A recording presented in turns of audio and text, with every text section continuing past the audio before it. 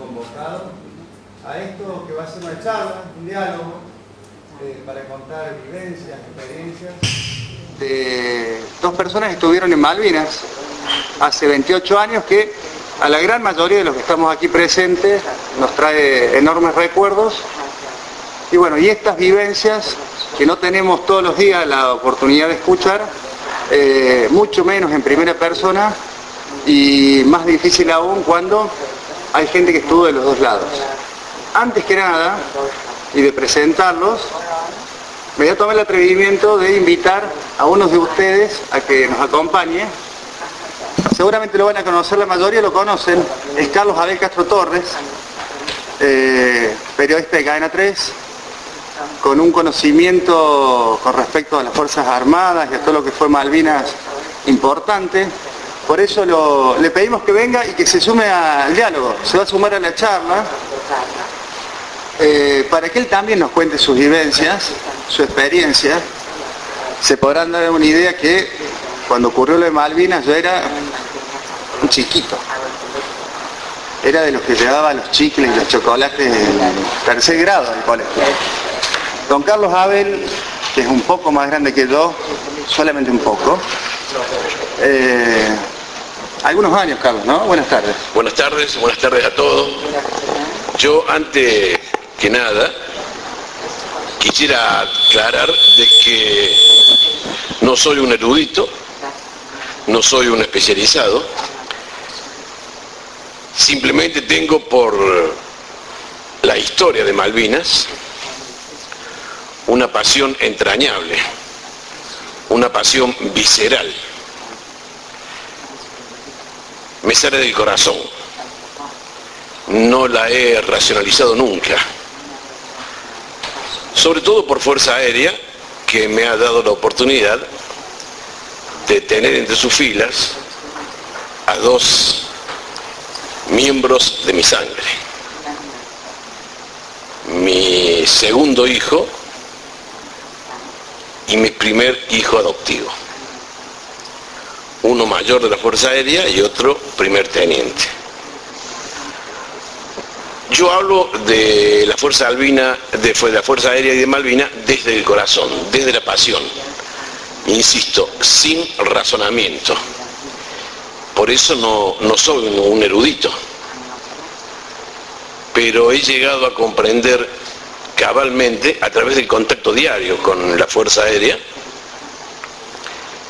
el valor, el coraje, la audacia, la valentía, no solamente de nuestros pilotos, de nuestro personal de tierra, de los que estuvieron en el teatro de operaciones de Malvinas, integrantes de la Fuerza Aérea Sur, destacados desde Bahía Blanca al sur, por dar alguna posición, sino también de los ingleses, que sin saber a quiénes se enfrentaban y respaldados únicamente por la tecnología, pudieron equiparar la capacidad de combate inigualable de nuestros hombres, de nuestros héroes, de aquellos que, como el Comodoro, tuvieron la fortuna de llevar enganchado desde las islas hasta el continente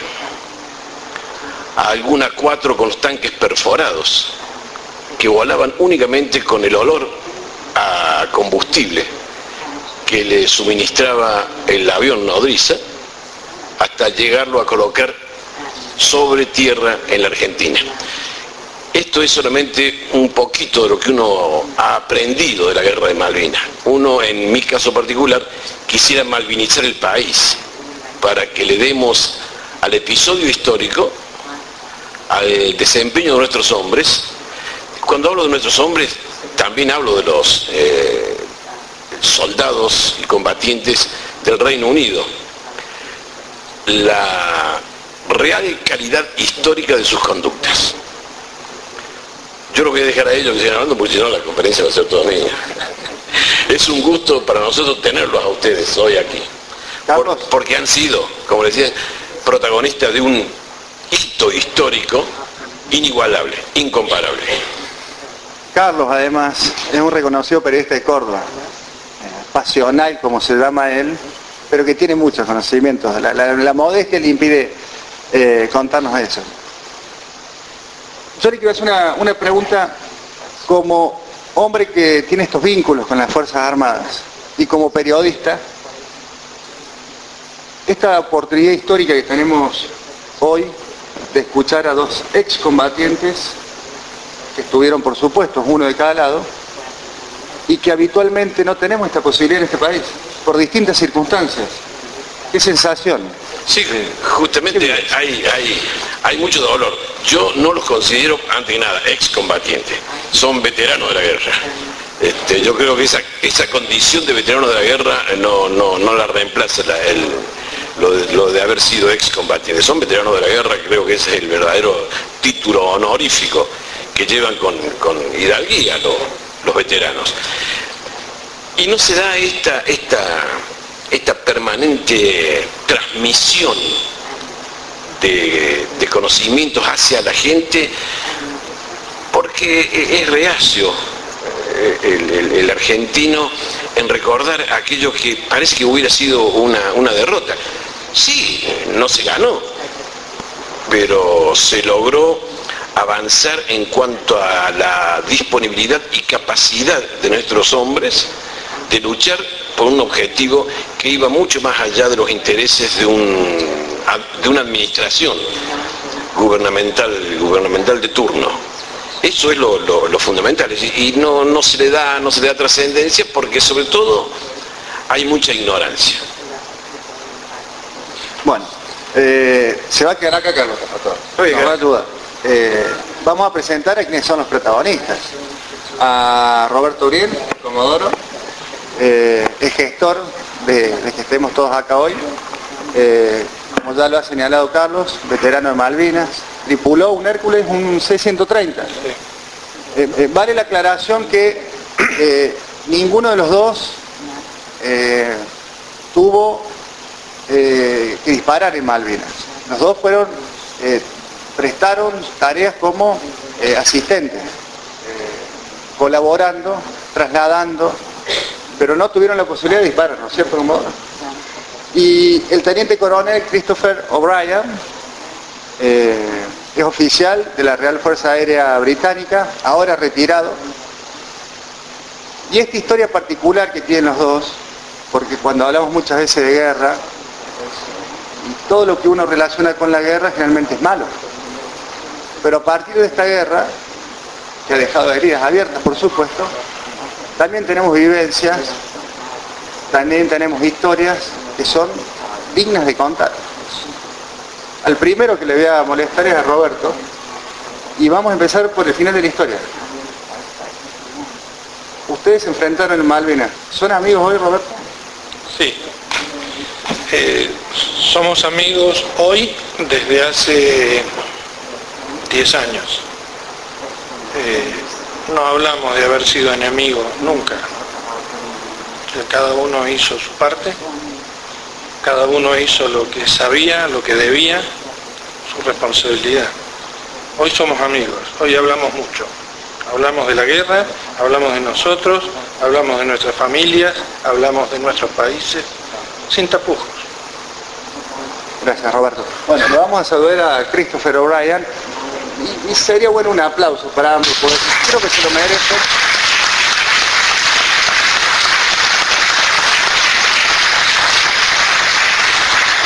Sobre todo por la predisposición que han tenido. Christopher, ¿cómo le va? Very well, thank you. Muy bien, gracias.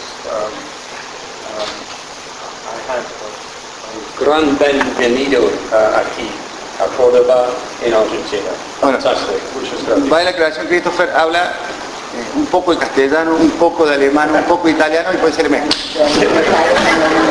Por eso hemos decidido que hable en inglés nada más y que la traductora nos diga, pues si no nos vamos a confundir todo.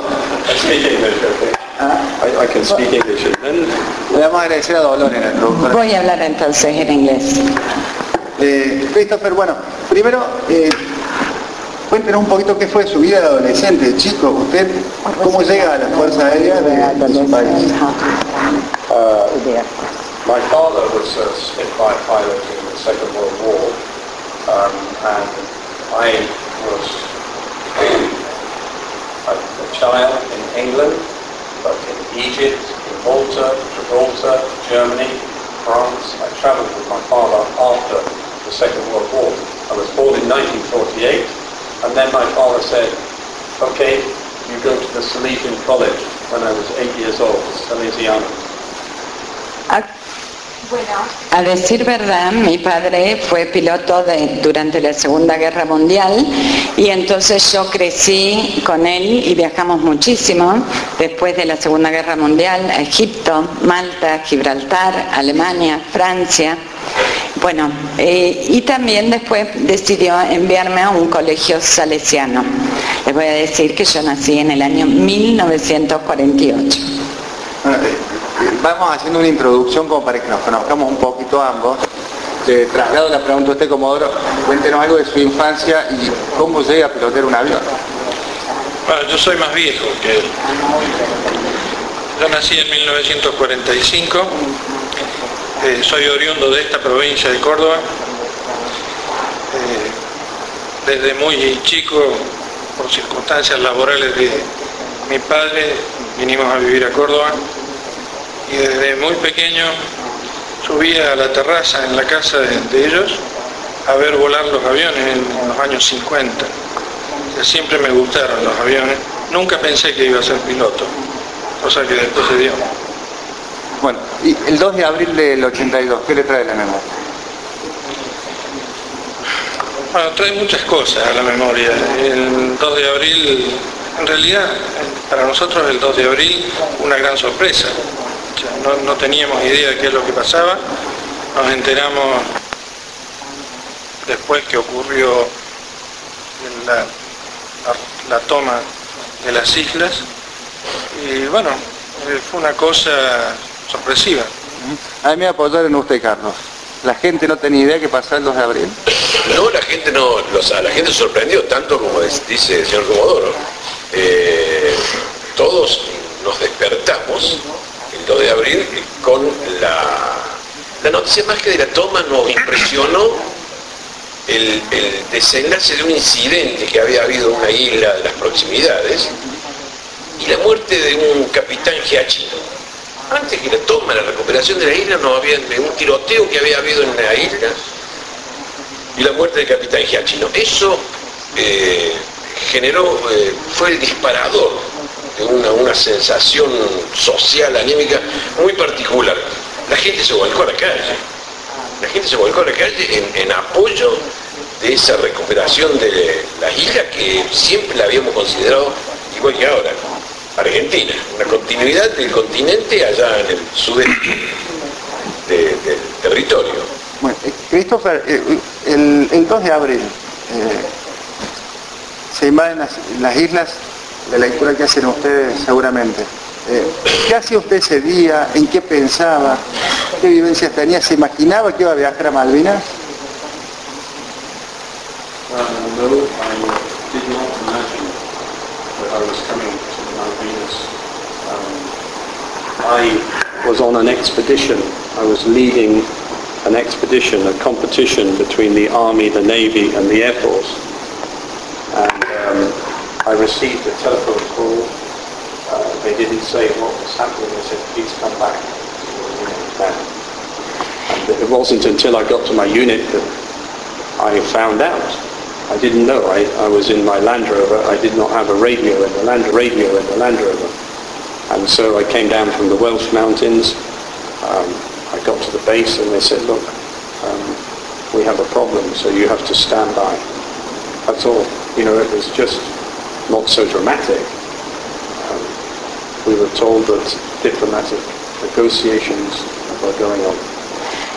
Bueno, a decir verdad, yo en ese día no me imaginaba nada. En ese momento yo estaba liderando una expedición en la que estaba trabajando la Fuerza Aérea, el Ejército y la Armada del Reino Unido. Estaba en la zona de Gales y recibí una llamada telefónica que me dijeron que volviera a la unidad y yo tenía la radio mientras que iba viajando de vuelta a la unidad iba manejando mi Land Rover, y cuando no decían nada por la radio, y cuando llegué finalmente les dije cuál es el problema, y bueno, lo que me dijeron es: tenemos un problema, necesitamos que te quedes aquí en espera de órdenes y estamos esperando una solución diplomática a este conflicto que ha surgido.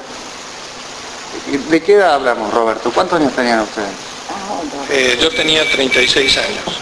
36 años. Y era mayor. Y recién empezaba a volar C-130. ¿Christopher? I was 33 and I was a captain.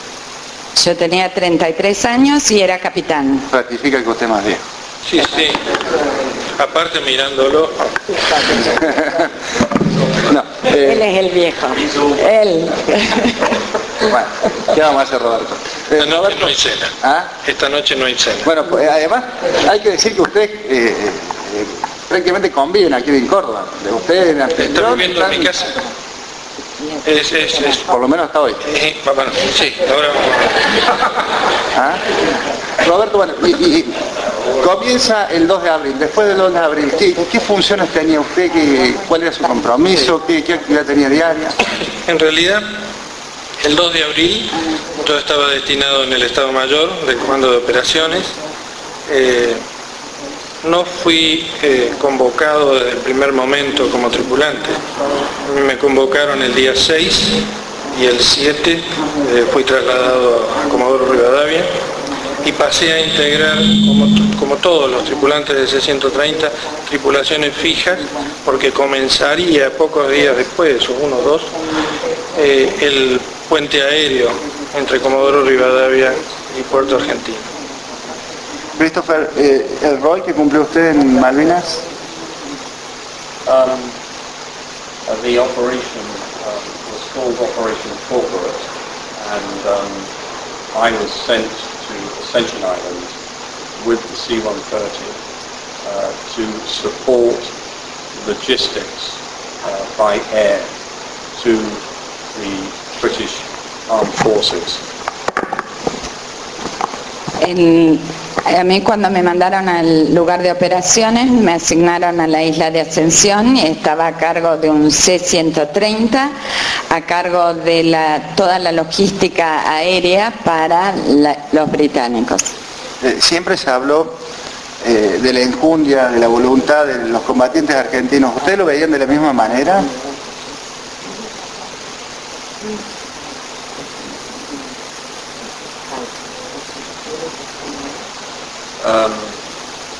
It's difficult to say because I was on Ascension Island preparing to fly my aircraft to the south. We did not know really what was going to happen.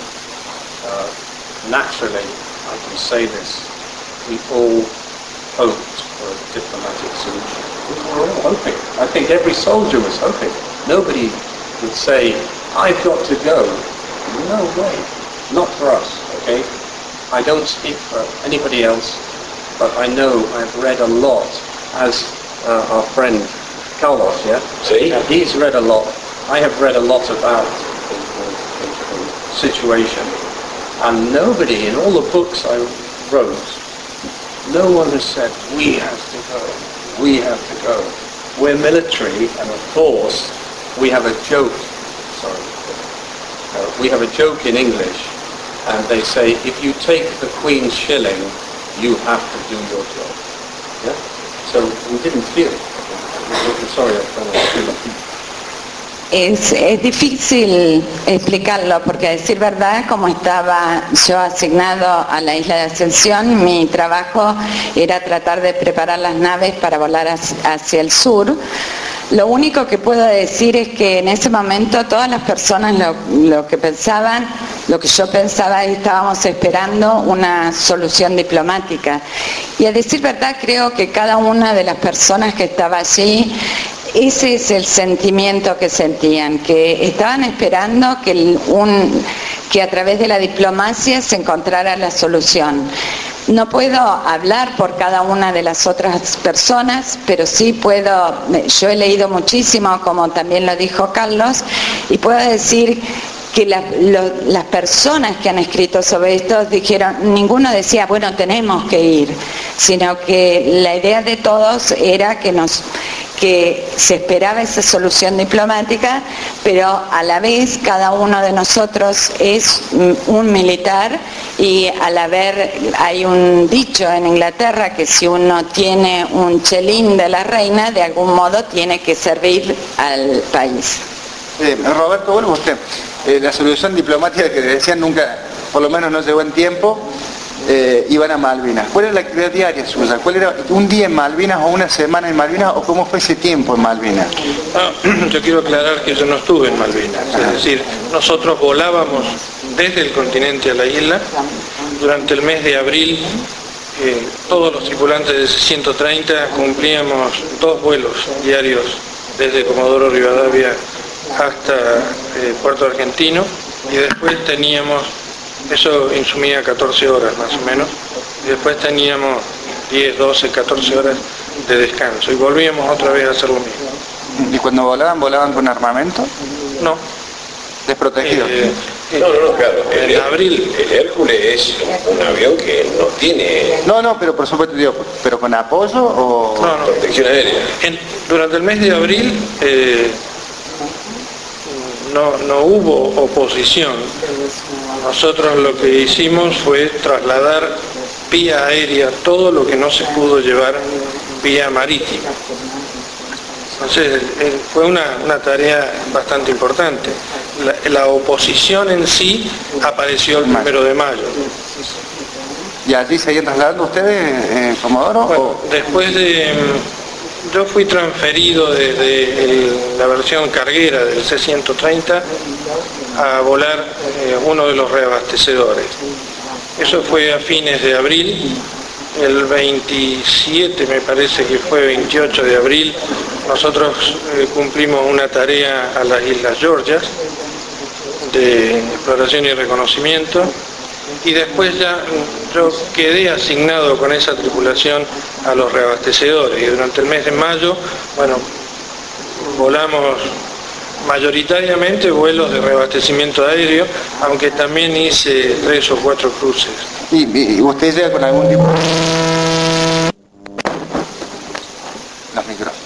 ¿Con algún tipo de preparación especial para Malvinas o no? No. En realidad nosotros cumplimos la actividad que veníamos cumpliendo.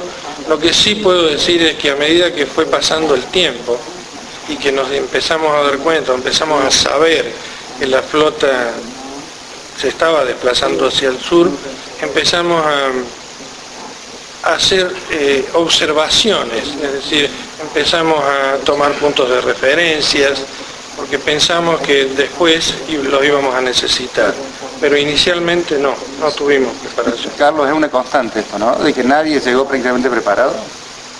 No. Cada uno para hacer el rol que tenían. Los tripulantes de los C-130 eran transportistas y estaban dispuestos con capacidad para hacer cualquier tipo de transporte, en situaciones de paz o de guerra. Tenían la preparación exacta para los cuales habían sido preparados. Digamos, estaban en condiciones personales, pero digo, estratégicas a nivel conjunto. ¿Fue una improvisación?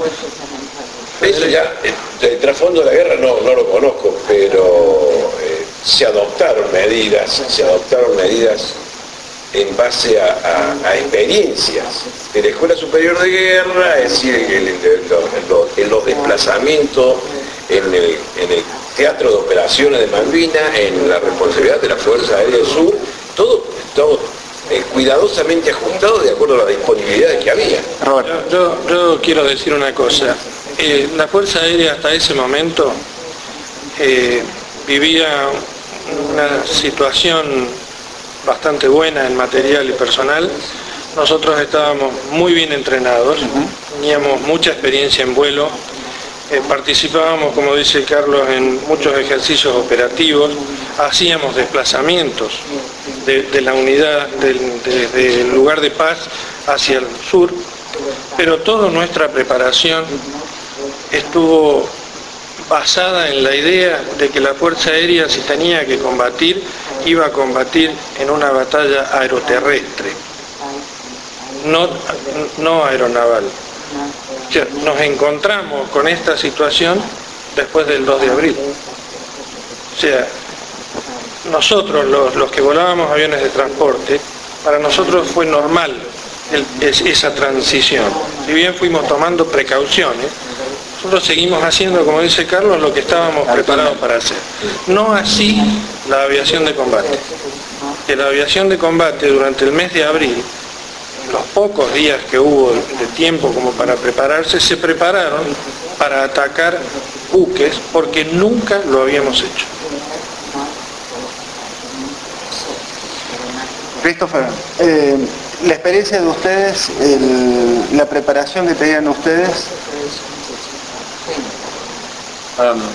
You know, I was a Hercules captain. I had my crew, and whatever we were doing, we had been trained to do. We had been training flying, not specially for this, but I was on a tactical squadron, and my job was to do air resupply. That means you drop cargo with a parachute into the sea. It gets picked up by a ship. We did tactical flying, and we trained for years. I had been training since 1973 in various theatres. That's all. You know, as a pilot, you train every month, you train every year to be efficient in your job. That's all. You know, no special training because we didn't know this was going to happen. Yo era un capitán de un Hércules y tanto yo como mi tripulación habíamos sido entrenados para realizar lo que debíamos realizar de acuerdo a nuestra función. En mi caso estaba a cargo de un escuadrón táctico, o sea, vuelos tácticos, y el objetivo de mi escuadrón era hacer un reabastecimiento por aire. Básicamente esto consiste que nosotros llevábamos los suministros y después con un paracaídas los dejábamos caer la carga al mar, que era recogida por un barco. Pero básicamente cada uno de nosotros tenía una función para la cual había sido entrenado. Yo en mi caso en particular había sido entrenado desde 1973 y el entrenamiento era a través de una serie de teatros de operaciones que podían ser mensual o anualmente.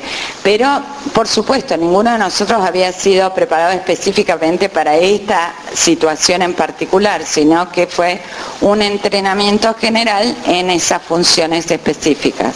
Roberto, y la vida de ustedes ya coincide prácticamente desde Malvinas, pues prácticamente la misma labor, el mismo avión. Yo creo que coincide, si uno se fija, coincide desde bastante tiempo antes. ¿Desde el apellido? Desde el apellido, es decir, mi apellido es de origen francés y el de Chris es origen irlandés.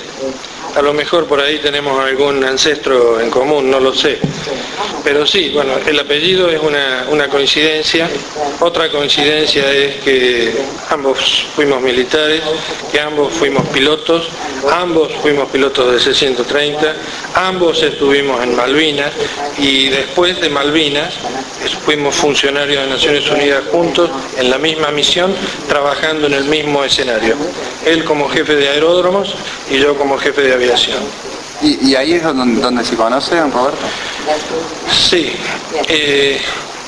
Yo nos conocimos en el Congo, en el año 2001. Yo estaba destinado en la misión de Naciones Unidas del Congo desde el 2000. Y yo compartía una casa con otro funcionario que era de origen peruano, que le gustaba mucho hablar sobre la guerra. Era civil. Y durante muchas noches hablamos y un día me comentó que él conocía a un piloto del C-130 que había estado en Malvinas. Cosa que me sorprendió, le dije, ¿quién es? Porque yo lo conozco. Me dijo, no lo conoces. Me dijo, pero ¿cómo no lo voy a conocer si nosotros éramos 14 tripulaciones? Sí, no había forma de que no nos conociera. Él me dijo, no, porque es inglés. Me llamó la atención, pasó un tiempo y otra noche me comentó, bueno, él está destinado en Kosovo, ha pedido la transferencia hacia el Congo y va a venir. Pregunté dónde estaba, o sea, no nos conocíamos, yo no tenía idea. Me dijeron que estaba en Nueva York, lo ubiqué por teléfono, le dije, mira, no nos conocemos, pero me han hablado mucho de vos. Él me dijo, a mí también. Y le dije, bueno, cuando vengas al Congo, mira, hasta que tengas la posibilidad de buscar tu propio departamento, vení a vivir a casa. Y ahí, ¿Usted lo invitó? yo lo invité. Sí. Y bueno, ahí empieza la amistad. Y la sensación esta el día que se ven, que se conocen, que se saludan, que se dan la mano. Yo nunca pensé, no sé, después lo dirá, nunca pensé en que me iba a sentir incómodo. Yo lo fui a esperar al aeropuerto, no tenía idea cómo era fisonómicamente. Lo iba... Tiene pinta de inglés, ¿vio? Tiene. ¿No es cierto? Cuando lo vi bajar de la escalerilla del avión de Savena, me di cuenta que era él, fui a su encuentro.